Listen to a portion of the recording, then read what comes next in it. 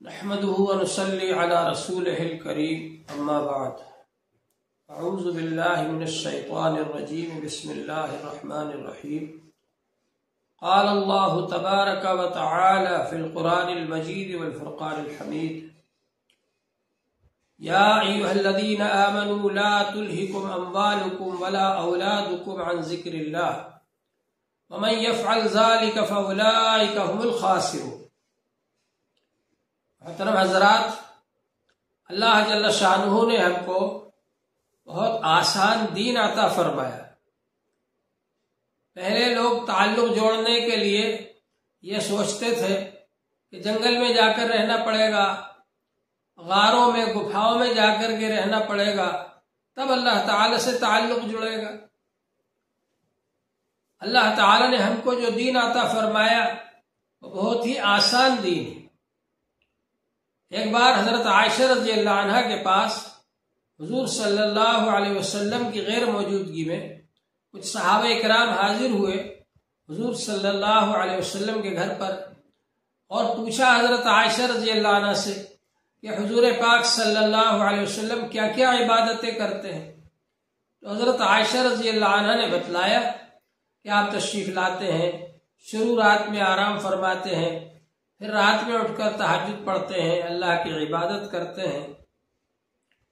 تو ان حضرات نے سوچا کہ آپ تو اللہ کے نبی ہیں، اگر آپ تھوڑی سی عبادت بھی کر لیں تو بہت ہے، لیکن ہم تو امتی ہیں، ہمیں زیادہ عبادت کرنا چاہیے۔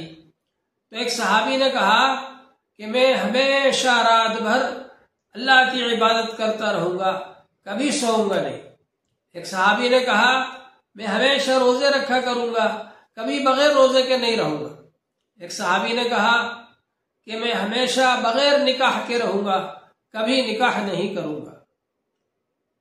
جب یہ حضرات چلے گئے، حضور پاک صلی اللہ علیہ وسلم تشریف لائے، اور آپ نے حضرت عائشہ رضی اللہ عنہ نے بتلایا حضور پاک صلی اللہ علیہ وسلم کو کہ فلاں فلاں صحابی آئے تھے، انہوں نے آپ کی عبادت کے بارے میں پوچھا، اور جب ہم نے آپ کی عبادت کے بارے میں ان کو بتلایا تو انہوں نے ایسا عہد کیا۔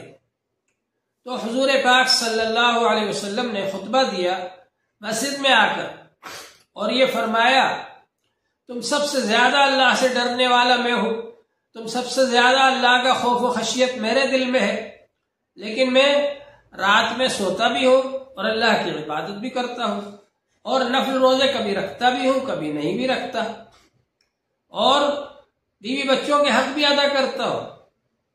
اور فرمایا یہ ہے میرا طریقہ، ذالک من سنتی، یہ ہے میرا طریقہ، فمن رغب عن سنتی فلیس منی، جو میرے طریقے سے ہٹ کر چلے گا وہ میرے ماننے والوں میں سے نہیں ہے۔ تو اللہ جل شانہ نے ہم کو بہت آسان دین عطا فرمایا کہ ہم بیوی بچوں کے درمیان رہتے ہوئے بھی، کھانا کھاتے ہوئے، کھانا کماتے ہوئے، اور محنت کرتے ہوئے، کسب حلال کرتے ہوئے بھی اللہ سے تعلق جوڑ سکتے ہیں۔ مال کمانے کو اسلام نے منع نہیں کیا، بلکہ حضور پاک صلی اللہ علیہ وسلم نے ارشاد فرمایا طلب کسب الحلال فریضۃ بعد الفریضہ، حلال مال کمانا بھی فرض ہے دوسرے فرضوں کے بعد۔ حضور پاک صلی اللہ علیہ وسلم نے ارشاد فرمایا کہ اللہ تبارک و تعالی سے تعلق جوڑو، اللہ تعالی سے تعلق رکھو، لیکن اس کے ساتھ ساتھ بیوی بچوں کا بھی حق ادا کرو۔ حضور صلی اللہ علیہ وسلم نے بھی نکاح کیا، صحابہ کرام نے بھی نکاح کیے، بیوی بچوں کا حق بھی ادا کیا حضور صلی اللہ علیہ وسلم نے، اور اللہ تبارک و تعالی کا حق بھی ادا کیا۔ تو یہ بہت آسان دین ہے، بیوی بچوں کا حق ادا کرتے ہوئے، مال کماتے ہوئے، کھانا کھاتے ہوئے، سونے کے باوجود ہر حال میں آپ اللہ سے تعلق جوڑنے والے بن سکتے ہیں۔ اللہ تبارک و تعالی نے قرآن پاک کے اندر یہ نہیں فرمایا کہ مال مت کماؤ، یہ نہیں فرمایا کہ بیوی بچے نہ رکھو، بلکہ یہ فرمایا یا ایھا الذین آمنوا، اے ایمان والو، لا تلہکم اموالکم ولا اولادکم عن ذکر اللہ، تمہارے مال اور تمہاری اولاد تم کو اللہ کی یاد سے غافل نہ کر دے۔ یعنی مال کماتے وقت بھی اللہ کو یاد رکھو، اور کھانا کھاتے وقت بھی اللہ کو یاد رکھو، بیوی بچوں کا حق ادا کرتے وقت بھی اللہ کو یاد رکھو، اللہ کی یاد سے غافل نہ ہو۔ حضور پاک صلی اللہ علیہ وسلم نے ارشاد فرمایا ہے، الا ان فی الجسد لمضغہ اذا صلح صلح الجسد کلہ واذا فسدت فسد الجسد کلہ الا وہی القلب۔ خبردار، انسان کے بدن میں ایک ایسا ٹکڑا ہے، جب وہ ٹھیک ہو جاتا ہے پورا بدن ٹھیک ہو جاتا ہے، جب وہ خراب ہو جاتا ہے پورا بدن خراب ہو جاتا ہے، اور وہ دل ہے۔ جب انسان کا دل صحیح ہوگا، انسان کے دل میں اللہ کی یاد ہوگی، اللہ تعالی سے تعلق جڑا ہوا ہوگا، تو وہ اللہ تبارک و تعالی کو یاد رکھے گا اور اللہ کے حکم کے مطابق عمل کرے گا۔ اللہ تعالی نے فرمایا وَلَا تُطِعْ مَنْ أَغْفَلْنَا قَلْبَهُ عَنْ ذِكْرِنَا وَاتَّبَعَ هَوَاهُ وَكَانَ أَمْرُهُ فُرُطًا۔ آپ اس کی پیروی نہ کریں، اس کے پیچھے نہ چلیں، جس کا دل ہم نے اللہ کی یاد سے غافل کر دیا اور اپنی خواہشوں کے پیچھے چلتا ہے، خواہش پرستی کرتا ہے، اور اس کا معاملہ حد سے آگے بڑھ گیا۔ معلوم یہ ہوا کہ جو اللہ کو یاد کرنے والا ہو، اللہ سے تعلق اس کا جڑا ہوا ہو، اس کی پیروی کرو، اس کے ساتھ چلو۔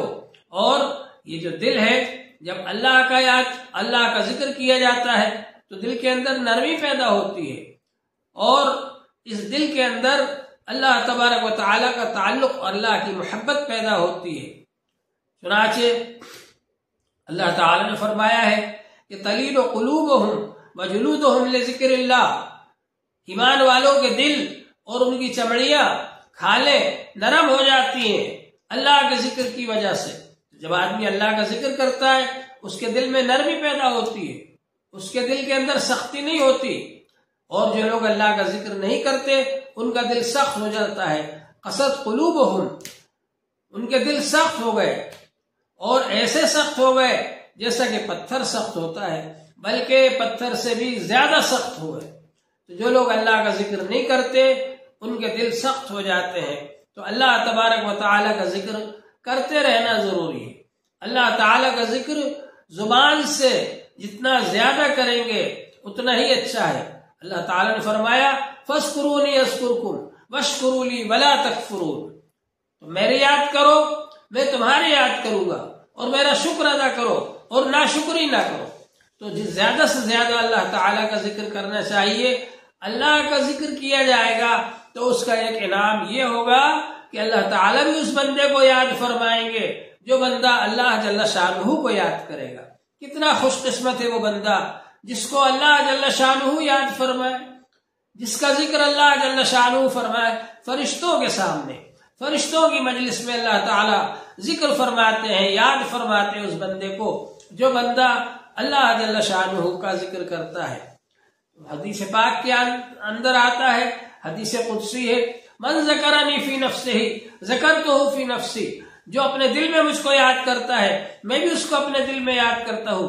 ومن ذکرنی فی ملئ ذکرتہ فی ملئ خیر منہ، اور جو مجھ کو مجلس میں یاد کرتا ہے تو اس سے بہتر مجلس کے اندر میں اس کو یاد کرتا ہوں۔ حضور پاک صلی اللہ علیہ وسلم نے فرمایا جو بھی کوئی قوم بیٹھ کر اللہ کا ذکر کرتی ہے اللہ کے گھر میں، تو اللہ تعالیٰ کی طرف سے ان کو یہ انعامات حاصل ہوتے ہیں۔ ایک انعام تو یہ حاصل ہوتا ہے حفتہم الملائکہ، فرشتے چاروں طرف سے آ کر ان کو گھیر لیتے ہیں۔ ایک انعام یہ ہوتا ہے غشیتہم الرحمہ، اللہ کی رحمت آ کر کے ان کو ڈھانپ لیتی ہے۔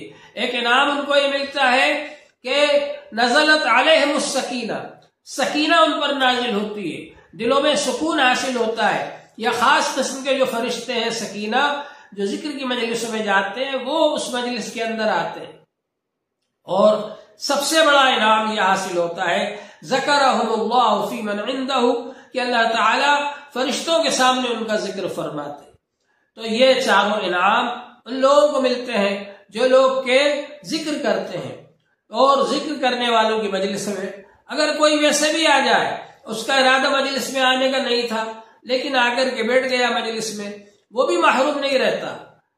فرشتے کہتے ہیں اللہ تعالیٰ ان میں تو ایسا بندہ بھی تھا جو کہ ویسے ہی آ گیا گزرتے گزرتے، اس کا مقصد ذکر کی مجلس میں آنا نہیں تھا، تو اللہ تعالیٰ فرماتے ہیں ہاؤلائے لا یشقى جلیسہم، یہ لوگ ایسے ہیں ان کے پاس بیٹھنے والا بھی محروم نہیں رہتا، اس لیے میں نے سب کی مغفرت کر۔ کتنی خوش قسمتی کی بات ہے کہ اللہ جل شانہ مغفرت فرما دیتے ہیں، اللہ جل شانہ خوش ہو جاتے ہیں، اللہ جل شانہ محبت فرماتے ہیں، اللہ جل شانہ ذکر کرتے ہیں ان بندوں کا جو لوگ کہ اللہ کا ذکر کرتے ہیں۔ تو ذکر کی مجلس میں بیٹھنا یہ بہت بڑے خیر و برکت کی چیز ہے، اور دنیا کا بھی فائدہ ہے اس میں۔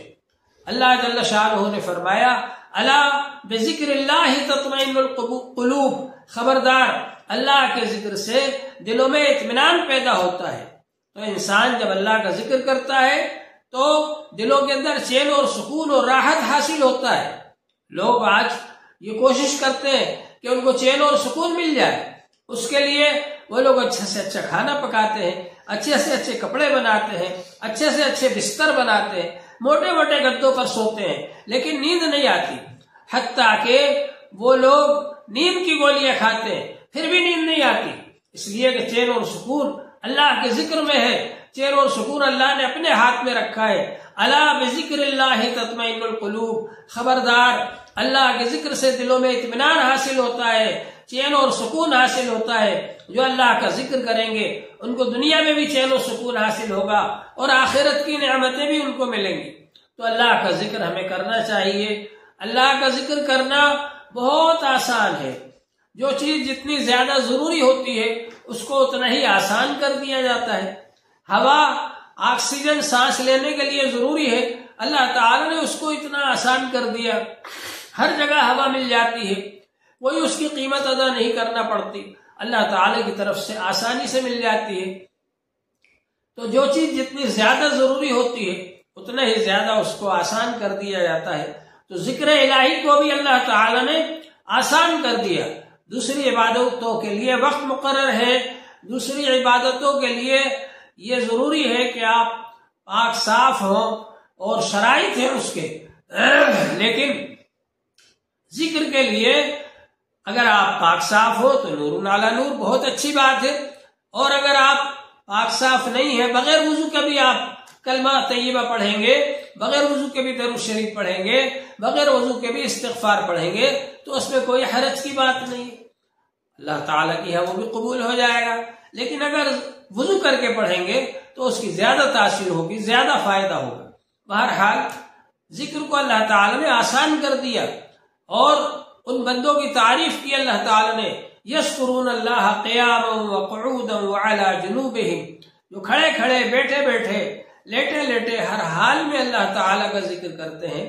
ایسے بندوں کی اللہ جل شانہ نے تعریف فرمائی، اور ارشاد فرمایا اللہ تبارک و تعالیٰ نے، وَاذْكُرُوا اللَّهَ كَثِيرًا لَعَلَّكُمْ تُفْلِحُونَ، بہت زیادہ اللہ کا ذکر کرو تاکہ تم کامیاب ہو جاؤ۔ تو اللہ سے تعلق جوڑنے کے لیے بہت آسان طریقہ ہے ذکر کرنا، جتنا زیادہ ذکر کریں گے اتنا ہی اللہ سے تعلق جڑے گا۔ حضور پاک صلی اللہ علیہ وسلم نے ارشاد فرمایا، وَلَا يَزَالُ لِسَانُكَ رَطْبًا بِذِكْرِ اللَّهِ، تمہاری زبان ہر وقت اللہ کے ذکر سے تر و تازہ رہے۔ تو ذکر کرنا یہ ذکر لسانی ہے، زبان سے ذکر کرے آدمی اللہ تعالی کا، وَاذْكُرِ اسْمَ رَبِّكَ وَتَبَتَّلْ إِلَيْهِ تَبْتِيلًا، اپنے رب کا نام یاد کرو اور سب سے منقطع ہو کر اسی کی طرف توجہ کرو، اور اللہ تبارک و تعالی کا نام لو۔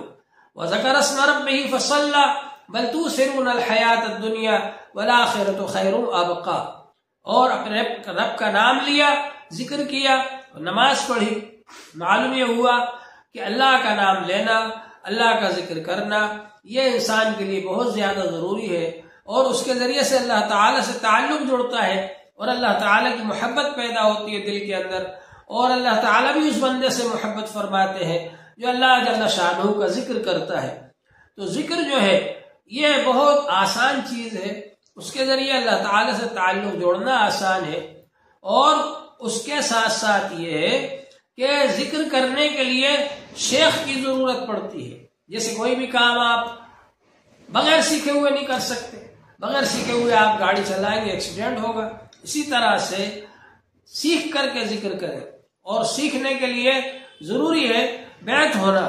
بیعت ہونا یہ ایسا ہے جیسے مدرسے میں داخلہ لینا یا اسکول میں ایڈمیشن لینا، بیت ہونے سے آدمی توبہ کرتا ہے اللہ تعالی سے، شیخ کو گواہ بنا کر کہ میں توبہ کر رہا ہوں گناہوں سے اور ان گناہوں سے بچوں گا، اور جو اللہ تعالی کی طرف سے ہدایات ملیں گی اس کی اتباع کروں گا، اطاعت کروں گا، فرما برداری کروں گا۔ یہ عہد کرتا ہے آدمی، توبہ کرتا ہے اپنے گناہوں سے، اور اس کے بعد پھر وہ اس راستے پر چل پڑتا ہے، جو غلط راستہ تھا اس کو چھوڑ دیتا ہے اور سیدھے راستے پر وہ چل پڑتا ہے، اللہ تبارک و تعالیٰ کے پسندیدہ راستے پر چل پڑتا ہے۔ پھر وہ اپنے شیخ سے ہدایات لیتا ہے، تربیت حاصل کرتا ہے، اپنے شیخ کی رہبری حاصل کرتا ہے، اس لیے کہ خود اگر کام کرے گا تو اس میں نقصان اٹھانا پڑے گا۔ بزرگوں نے کہا ہے من لا شیخ لہ فشیخہ الشیطان، جو کسی کو اپنا شیخ نہ بنائے تو اس کا شیخ شیطان ہے، شیطان اس کو غلط راستے پر ڈال دے گا، اس کو بھٹکا دے گا، اس کے دل میں تکبر پیدا کر دے گا، اس کے دل میں ریاکاری پیدا کر دے گا۔ تو اس لیے شیخ کی رہبری ضروری ہے۔ واتبع سبیل من اناب الی، جو میری طرف توجہ کرنے والے ہو، جو میرے احکام کے پابند ہو، جو میرے حکم کو پورا کرنے والے ہو، ان کی اتباع کرو۔ تو معلوم یہ ہوا کہ ایسے شیخ کو تلاش کیا جائے جو انابت اللہ رکھتا ہو، اللہ کی طرف متوجہ ہو، اللہ کی طرف توجہ رکھتا ہو، اللہ کے احکام کو پورا کرنے والا ہو، تاکہ اس کے ساتھ رہ کر یہ بھی اللہ تعالیٰ کے احکام کو پورا کرنے والا بن جائے۔ حضور پاک صلی اللہ علیہ وسلم نے ارشاد فرمایا المرء علی دین خلیلہ، آدمی اپنے دوست کے دین پر عمل کرتا ہے۔ فلینظر احدکم مع من یخالل، تم کو دیکھنا چاہیے تم میں سے ہر ایک کو کہ کون کس سے دوستی کرتا ہے۔ اگر اچھے آدمیوں سے دوستی کرو گے اچھے کام کرنے والے بن جاؤ گے، برے آدمیوں سے دوستی کرو گے برے کام کرنے والے بن جاؤ گے۔ حضور پاک صلی اللہ علیہ وسلم نے فرمایا المرء مع من احب، آدمی اسی کے ساتھ ہوگا جس سے محبت کرے گا، دنیا میں بھی اور آخرت میں بھی۔ چور آدمی چوروں سے جو دوستی کرتا ہے تو وہ چور شمار ہوتا ہے، جب چور پکڑے جاتے ہیں تو اس کو بھی پکڑ کر جیل میں ڈال دیا جاتا ہے، اور نیک آدمی جو نیکوں سے دوستی کرتا ہے تو وہ ان میں شمار ہوتا ہے۔ تو ہم کو اچھے لوگوں سے تعلق جوڑنا ہے اور ایسے لوگوں سے تعلق جوڑنا ہے جو نیک کاموں کی ہمیں ہدایت دیں، نیک کاموں کی رہبری کریں، نیکیوں کی طرف بلائیں، نیکیوں کی طرف لے جائیں، تاکہ ہم صحیح راستے پر چلنے والے بن جائیں۔ تو بہرحال یہ جو بیعت ہے یہ ایک قسم کا عہد اور معاہدہ ہے کہ شیخ جو بتائیں گے ہم اس کے مطابق عمل کریں گے، اور ہم گناہوں سے توبہ کرتے ہیں۔ اور اسی طرح سے جب آدمی اس کے مطابق عمل کرے گا تو اس کے اندر اچھائیاں آئیں گی۔ ایک تو ظاہری گناہ ہوتے ہیں اور ایک باطنی گناہ ہوتے ہیں۔ اللہ تبارک و تعالی نے فرمایا ضرور ظاہر الاسم و باطنہ، ظاہری گناہوں کو بھی چھوڑ دو اور باطنی گناہوں کو بھی چھوڑ دو۔ تو ظاہری گناہ تو ہم کو نظر آتے، لیکن باطنی گناہ کیا ہے وہ ہم کو نظر نہیں آتے۔ وہ شیخ بتائے گا ہم کو کہ ہم کو ریاکاری سے بچنا ہے، ہم کو حرص سے بچنا ہے، ہم کو حسد سے بچنا ہے، ہم کو بغض سے بچنا ہے۔ یہ سب بیماریاں دل کے اندر ہوتی ہیں، یہ بیماریاں دل کی ہم کو نکالنا پڑیں گی تاکہ اس کے ذریعے سے ہمارا دل صحیح ہو جائے۔ الا من اتى اللہ بقلب سلیم، جو اللہ کے پاس صحیح سالم دل لے کر کے آئے گا وہ کامیاب ہوگا۔ تو اللہ تبارک و تعالیٰ کے پاس جانے کے لیے اپنے دل کی اصلاح کرنا ہے، ہم کو اپنے بدن کی اصلاح کرنا ہے، ظاہری اعمال کی بھی اصلاح کرنا ہے، باطنی اعمال کی بھی اصلاح کرنا ہے۔ ان سب کی اصلاح کرنے کا نام تزکیہ ہے، ان سب کی اصلاح کرنے کا نام طریقت ہے، ان سب کو اب صحیح طریقے پر استعمال کرنا، اللہ کے حکم کے مطابق استعمال کرنا یہ ضروری ہے۔ تو بہرحال یہ جو ذکر الہی ہے، یہ ذکر کی مجلس میں شریک ہونا بہت بڑی نعمت ہے۔ اللہ جل شانہ ہم سب کو اس کے مطابق عمل کرنے کی توفیق عطا فرمائے اور ذکر کی مجلسوں میں شریک ہونے کی توفیق عطا فرمائے۔ وآخر دعوانا الحمد للہ رب العالمین۔